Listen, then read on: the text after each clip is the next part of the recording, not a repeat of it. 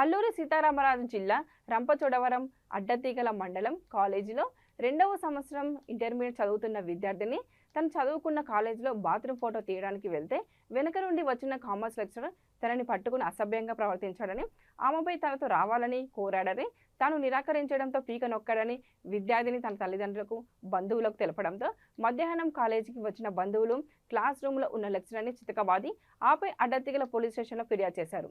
గిరిజన బాలకులకు తగిన న్యాయం చేయాలని, లెక్చరర్పై చర్యలు తీసుకోవాలని బంధువులు డిమాండ్ చేశారు. అడ్డతీగల పోలీసులు లెక్చరర్పై పోక్సో చట్టం కింద కేసు నమోదు చేసి పోలీస్ లెక్చరర్ను అదుపులో తీసుకొని విచారణ చేపట్టారు. ఏంటంటే మాకు మెడిసిన్ తండ్రి మాది ప్రతిపడి మండలం. అయితే మా పాపని అక్కడి నుంచి ఇక్కడికి అడ్డతీగల జూనియర్ కాలేజీలో జాయిన్ చేసాం వయసులైన అమ్మాయిని. ఆ అమ్మాయికి అక్కడ లెక్చరర్ సార్ ఆయన చాలా ఇబ్బంది పెట్టాడు. బాత్రూంలోకి వెళ్తే పిల్లని వెనక నుంచి పట్టుకున్నాడంట. పట్టుకుంటే ఎందుకు సార్ ఇలా చేస్తున్నాడు, నా పిల్ల తిరిగి అడిగేసరికి పిల్లని కొట్టాడు, చంపబోయాడు. అక్కడే మేడం చేసి నొక్కబోయాడంట.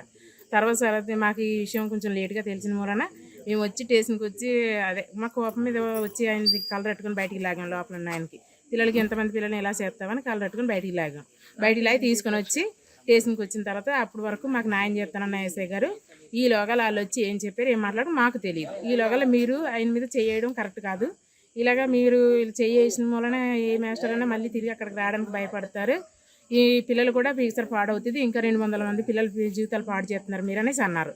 అయితే మరి మా పాపలకి మళ్ళీ మా పిల్లల్ని మేము జాయిన్ చేయాలంటే మరి మేము భయపడాలి కదా. ఆ సార్ని పెట్టి మిగతా సార్లు కూడా ఎలా చేస్తారన్న భయం మాకుంటుంది కదా. మరి మాకు న్యాయం జరగాలి కదా సార్. మరి మేము న్యాయం జరగాలని మేము వచ్చినప్పుడు ఆయన మా మీద అలా మాట్లాడారు. మరి అది ఎంతవరకు కరెక్ట్ మాకు తెలియదు. మాకైతే ఏదో ఒకటి న్యాయం చేయమని మేము కోరుకుంటున్నాం. మేము మిగతా పిల్లల్ని జాయిన్ చేయాలంటే మాకు భయం అవుతుంది.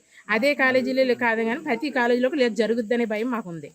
మా పిల్లల్ని ఏం చేయాలి, మా పిల్లల భవిష్యత్తు ఏం చేస్తారు, అది మేము కోరుకుంటున్నాం. మాకు న్యాయం జరగాలని.